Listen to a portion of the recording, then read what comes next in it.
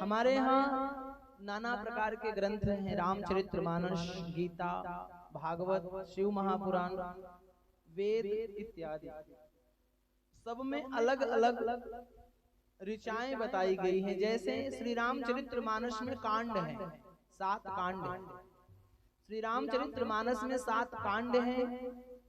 गीता में 700 श्लोक हैं।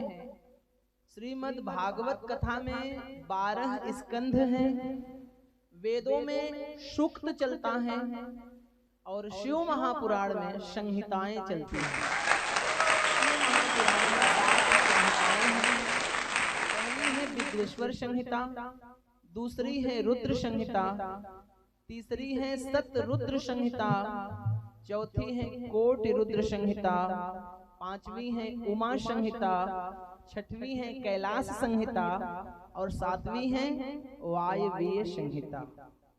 संहिता के आधार पर अध्याय दिए गए हैं। उसी प्रकार जिस प्रकार हमारे शरीर में 7 चक्र हैं, 7 कुंडलिनियां हैं, हमारे जीवन में 7 का विशेष महत्व है, उसी प्रकार इन ग्रंथों में भी 7 के अंकों की बड़ी महानता है। 7 संहिताएं शिव महापुराण में, 700 श्लोक गीता में, 7 ही कांड रामायण में। यह सब एक प्रकार से यही दर्शाते हैं कि जिस प्रकार हमारे संसार में महासागर की संख्या भी 7 ही है। महासागर में कितनी गहराई है आज तक कोई थाह नहीं लगा पाया।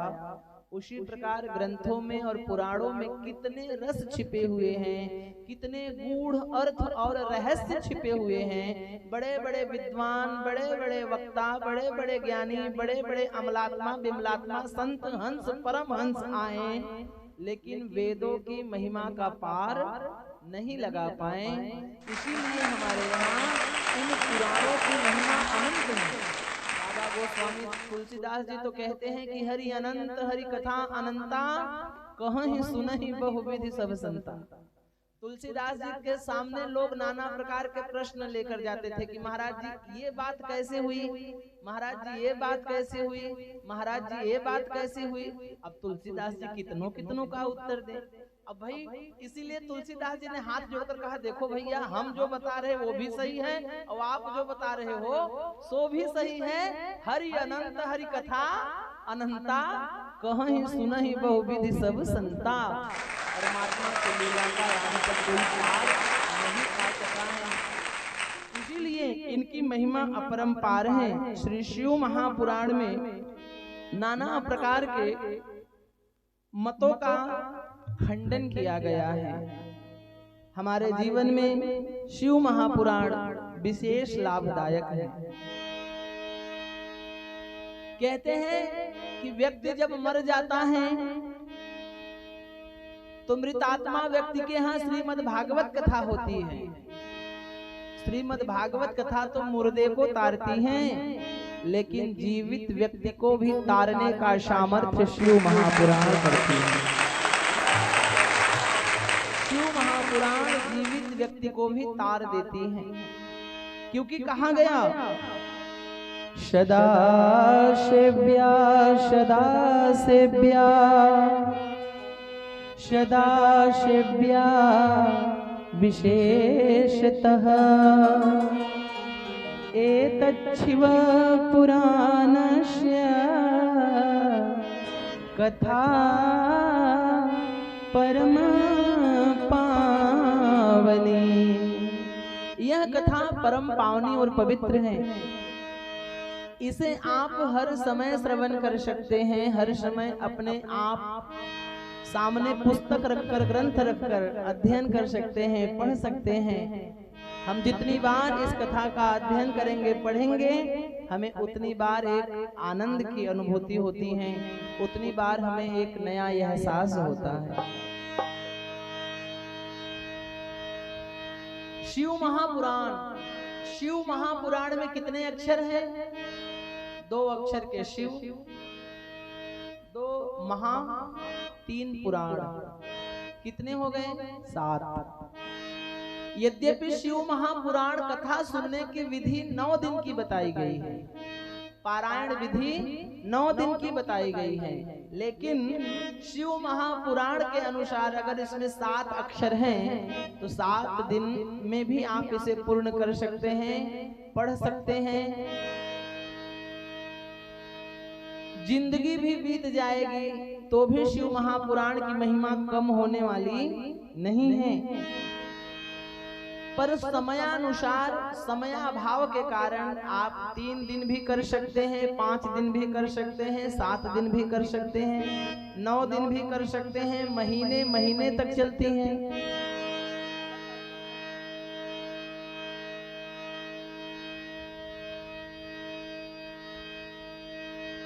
अपने अपने स्वेच्छानुसार, अपने अपने समय के अनुसार श्री शिव महापुराण की कथा हम सभी के लिए लाभदायक बताई गई है।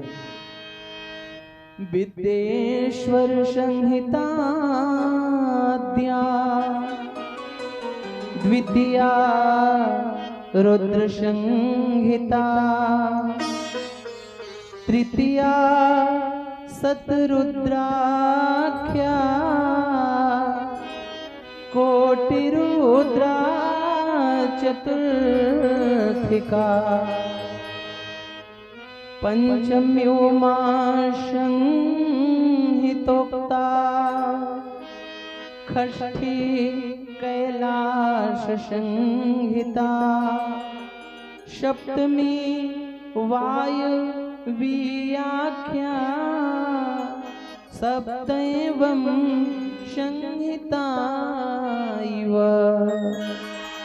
यह 7 संहिताओं से 24,000 श्लोकों से परिपूर्ण भगवान शंकर की सुंदर कथाओं से निहित है।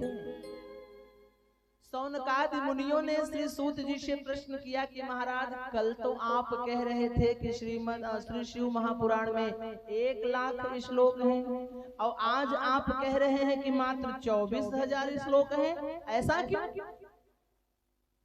सूत जी ने बड़ा सुंदर जवाब दिया। उन्होंने कहा, बड़े ध्यान पूर्वक श्रवण करें आप। सूत जी ने कहा, महाराज, भगवान शंकर जी ने स्वयं इसकी रचना की थी।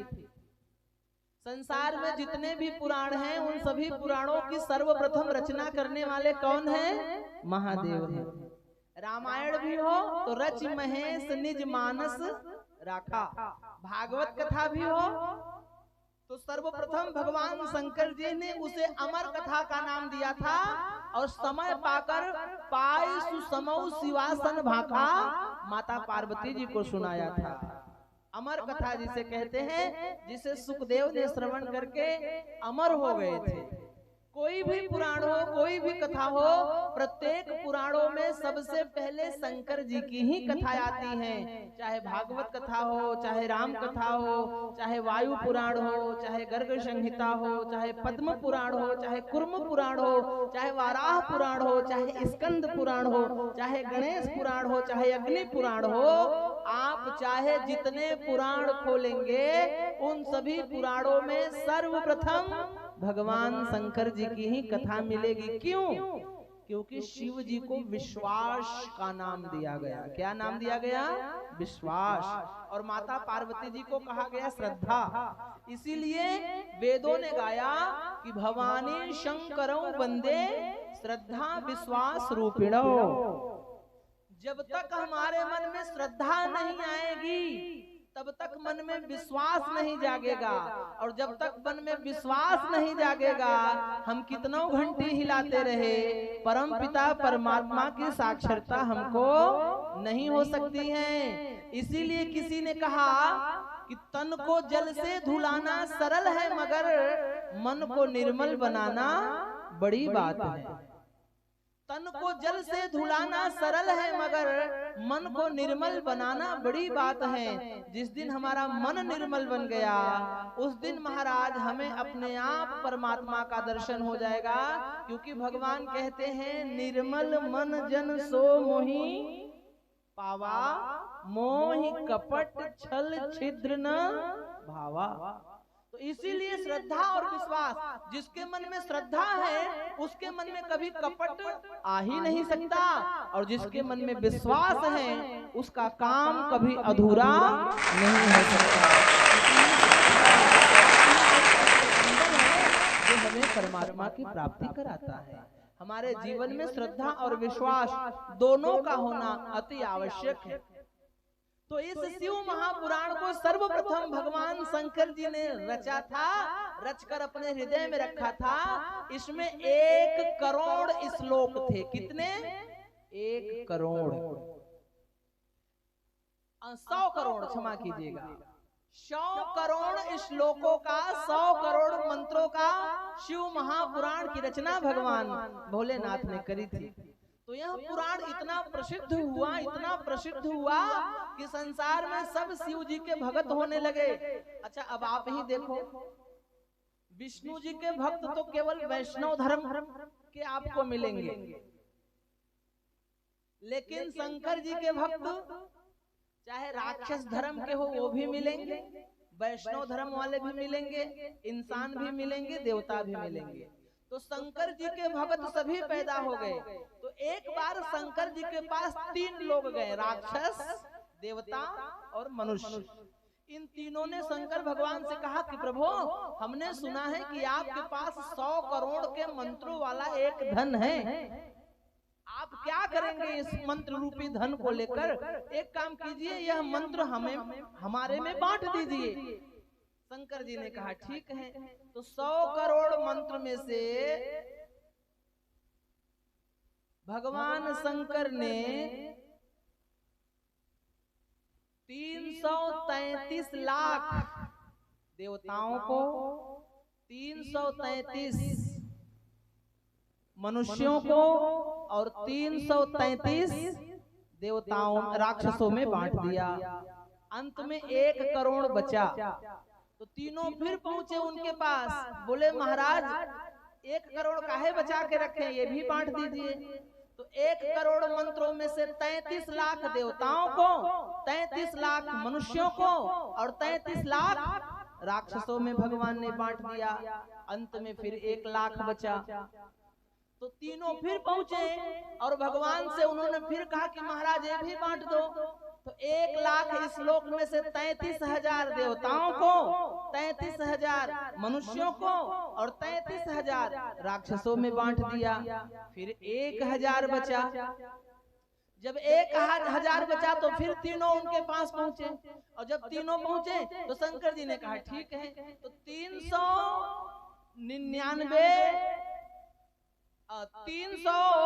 देवताओं में, 300 राक्षसों में और 300 मनुष्यों में भगवान ने बांट दिया। अब 100 श्लोक बचे। कितने बचे? 100 बचे। तो फिर तीनों पहुंचे, बोले महाराज हर बार कुछ न कुछ बचा ले रहे हो, ये भी बांट दो। तो शंकर जी ने कहा ठीक है। तो 33 श्लोक देवताओं में दिया, 33 श्लोक राक्षसों में दिया और 33 श्लोक मनुष्यों में दे दिया। फिर अंत में 1 श्लोक बचा रह गया।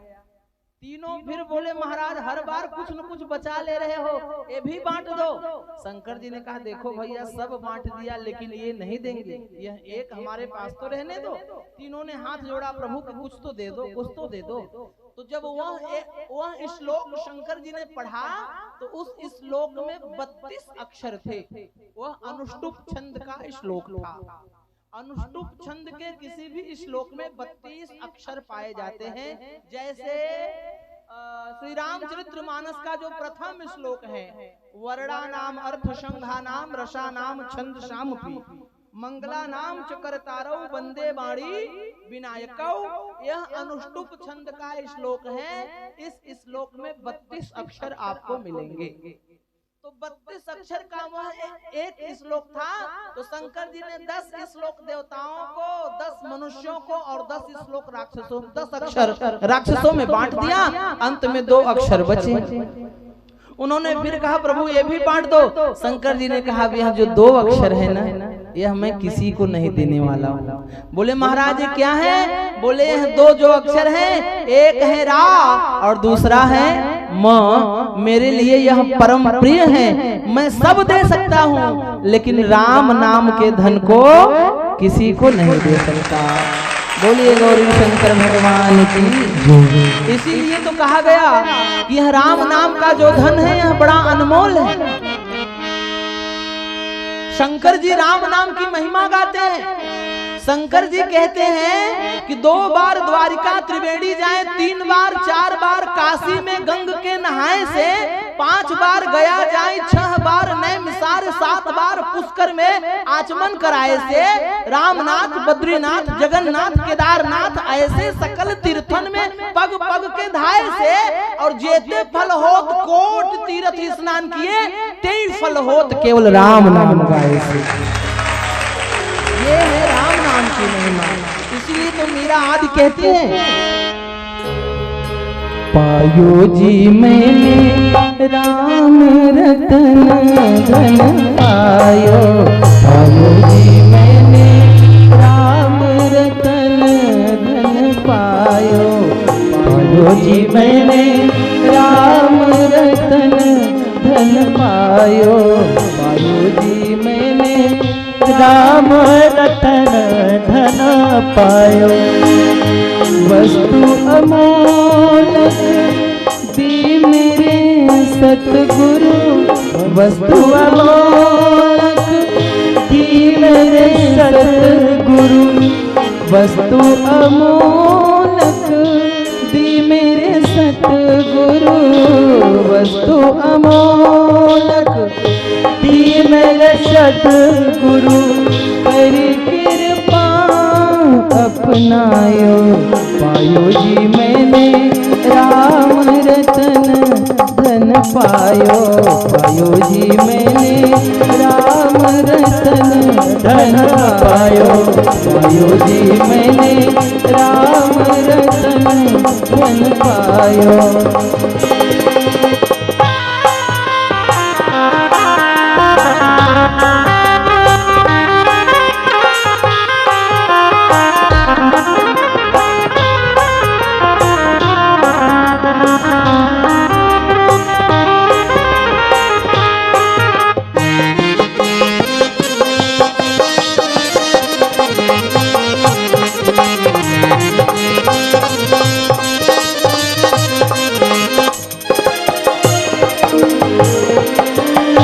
खर्चे न चूके चोर न लूटे, खर्चे न चूके चोर न लूटे, खर्चे न चूके चोर न लूटे, खर्चे न चूके चोर न लूटे, दिन दिन बढ़त सवायो, पायो जी मैंने दिन दिन बढ़त सवायो, पायो जी मैंने राम रतन धन पायो, पायो जी मैंने राम रतन धन पायो, पायो जी मैंने राम रतन धन पायो, पायो जी मैंने राम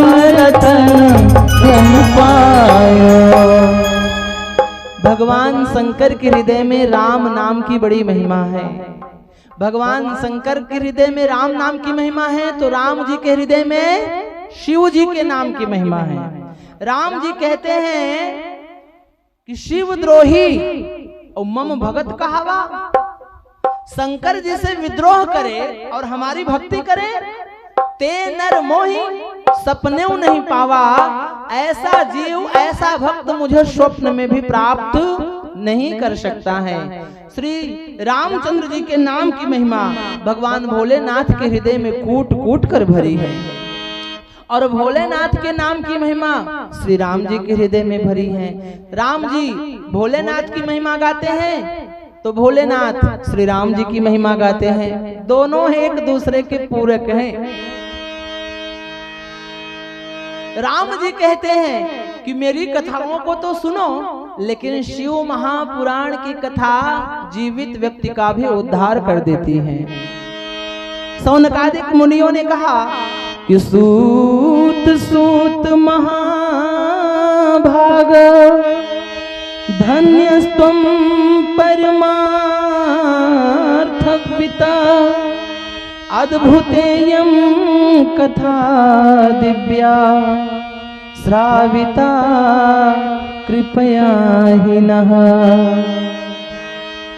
श्री सौनकादिक मुनियों ने सूत जी से कहा कि प्रभु, अगर यह कथा जीवित मनुष्य का भी उद्धार कर देती है तो वह कौन सा मनुष्य है जिनका जिनका उद्धार इस शिव महापुराण की कथा ने कर दिया है।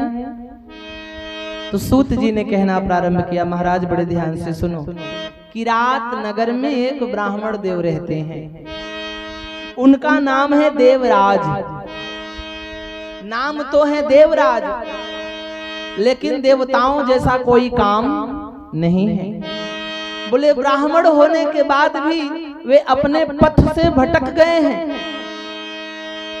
ना तो धर्म में रुचि है, ना तो पूजा पाठ जप तप में रुचि है। वे सदैव अधर्म करते हैं, मांसाहार करते हैं, जुआ खेलते हैं, अधर्म में रहते हैं। इसलिए उनका तेज घट गया था और संसार में उनकी कहीं इज्जत नहीं होती थी। पर ब्राह्मण देव को लोग लाख समझाते, फिर भी ब्राह्मण देव किसी की बात नहीं मानते थे। मात्रा पित्रा तथा पत्न्या वारितोपि पुनः पुनः नामन्यत वचस्ते खाम पाप वृत्ति परायणः। अरे माता पिता तो आपको एक ही बार मिलेंगे, पत्नी भले दूसरी मिल जावे, लेकिन एक बार अगर जीवन में पाप का कलंक लग गया तो फिर वह हटने वाला नहीं है। लोग लाख प्रकार से उनको समझाते, पर महाराज को किसी की भी बात समझ में नहीं आती। वह अपने ही चाल में चलते रहते थे। एक दिन की बात है, पाप करते करते करते करते वे वृद्धावस्था में पहुंचे।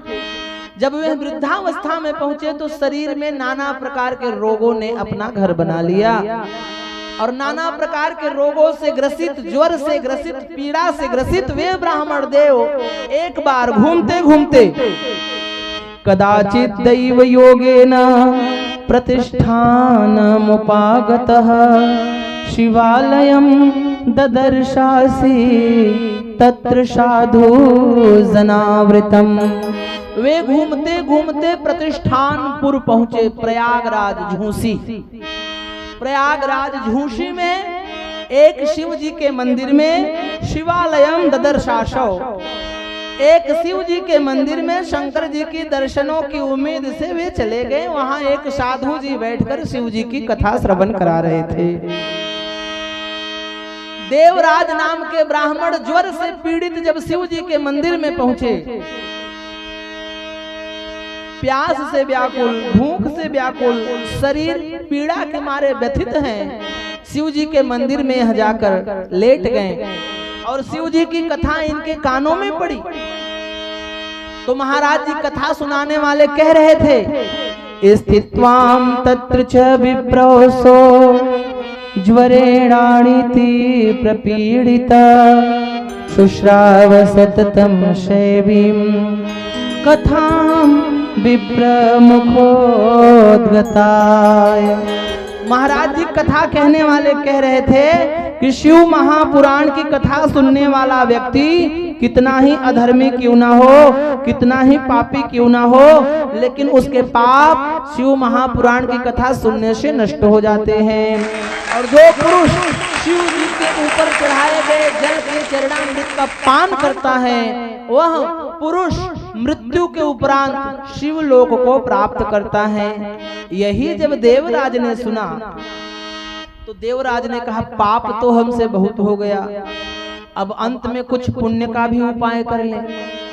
तो देवराज ने शिव जी के मंदिर में चढ़ा हुआ वह जल के अमृत को पान किया और पान करते ही उसकी बुद्धि बदल गई। रोग तो दूर नहीं हुआ, लेकिन शिव जी के चरण जल को, जल रूपी चरणामृत को पान करने से भगवान शंकर जी की उस पर अति कृपा हो गई और देवराजस्य मां शांते ज्वर पीड़िनो मृतः। बुखार के कारण एक ही महीने के अंदर उस देवराज रूपी ब्राह्मण की मृत्यु हो गई। जब मृत्यु हो गई तो यम के दूत भैंसे पर बैठकर बंदी बनाने आए और लेकर यमपुरी जाने लगे। और तब तक भगवान शंकर जी के गण नंदी पर बैठकर आए और यमदूतों को मार मार कर भगाने लगे। यमलोक में हाहाकार मच गया। यमदूत दौड़े दौड़े यमराज के पास गए, बोले प्रभु पापी आदमी को ला रहे हैं, शंकर जी के गण लाने नहीं दे रहे हैं। यमराज पहुंचे शंकर जी के पास, बोले प्रभु ऐसा क्यों? आप अपने विभाग में ध्यान दीजिए, हमारे विभाग में काहे ध्यान दे रहे हैं? पापी आदमी यमपुरी आता है, पुण्यात्मा शिवपुरी जाता है, वैकुंठ जाता है। शंकर जी ने कहा तो तुम ले किसे जा रहे हो? बोले महाराज पापी आदमी को ला रहे हैं। तो शंकर जी ने कहा तो आपने शिव महिमा नहीं सुनी क्या? यमराज ने कहा महाराज बताइए क्या महिमा है? शंकर जी ने कहा कि आपने सुना नहीं कि जीव कितना ही पापी क्यों ना हो, अगर वह भूले से भी, भटके से भी, गलती से भी मेरे ऊपर चढ़े हुए चरणामृत का पान कर लेता है तो मैं उसके सारे पाप नष्ट कर देता हूँ। जो मेरी शरण में आता है उसे मैं मेरे हृदय से लगाता हूँ। क्या आपने सुना नहीं कि जिसे कोई पसंद नहीं करता उसे मैं पसंद करता हूँ? क्या आप जानते नहीं है कि जिस घास को, जिस फल को जानवर तक भी नहीं खाते, ऐसे फलों को मैं मेरे हृदय पर धारण करता हूँ, मैं मेरे समीप धारण करता हूँ। बोले महाराज जानते तो थे लेकिन मानते नहीं थे, अब मान गए। तो महाराज यह कथा यही कहती है कि अगर हम पाप करेंगे तो यमराज भैंसे पर सवार होकर बंदी बनाने आएंगे, लेकिन अगर शिव जी से जुड़ेंगे तो भगवान शंकर कैलाश ले जाने के लिए नंदी पर बैठकर आएंगे। यही है इस शिव महिमा का प्रारूप।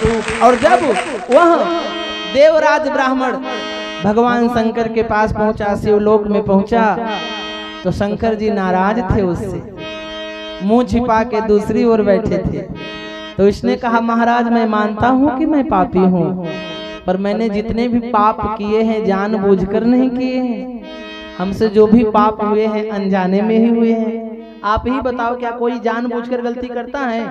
अनजाने में ही होता है। तो बोले महाराज हमने जो भी पाप किए हैं अनजाने में किए हैं, आप दूसरी ओर मुंह छिपा के बैठे हैं तो फिर मेरा उद्धार कैसे होगा? फिर भी भगवान शंकर ने ध्यान नहीं दिया। तब इस देवराज ब्राह्मण ने भगवान शंकर की बड़ी प्यारी स्तुति की, कहने लगा चुपचाप बैठे सरकार हो, चुपचाप बैठे सरकार, थोड़ा वक्त निकालो मेरे वास्ते। चुपचाप बैठे सरकार हो, चुपचाप बैठे सरकार, थोड़ा वक्त निकालो मेरे वास्ते। चुपचाप बैठे सरकार।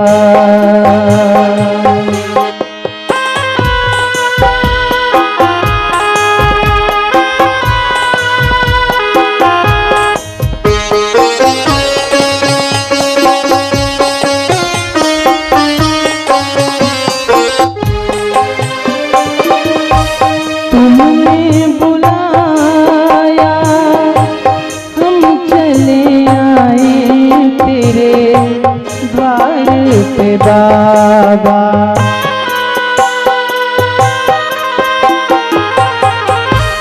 दर पे बुला के मुंह को छिपा के बैठे क्यों मेरे बाबा?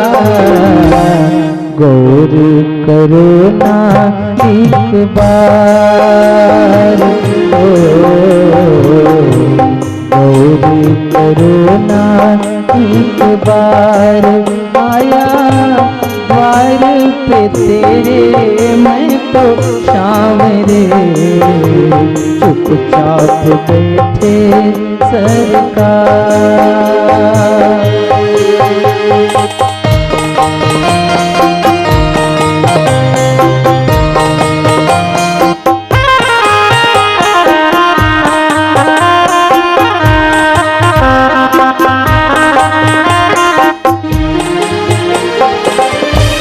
कितनी परीक्षा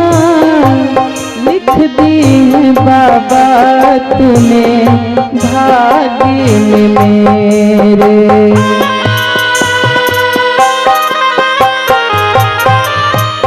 अफसोस है ये डूब रही है नैया सामने तेरे, हंसने लगा है संसार को, हंसने लगा है संसार। थोड़ा वक्त निकालो मेरे वास्ते, चुपचाप बैठे सरकार को, चुपचाप बैठे सरकार।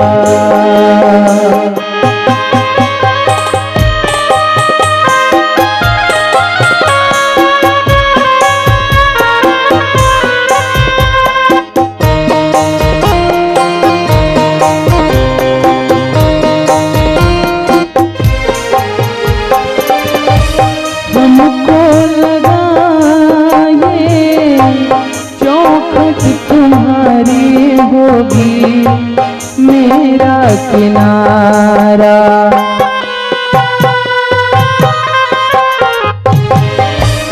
हालत तो देखो दर पे तुम्हारे, फिर भी ढूंढो सहारा। भगती हुई है शर्मसार ओ,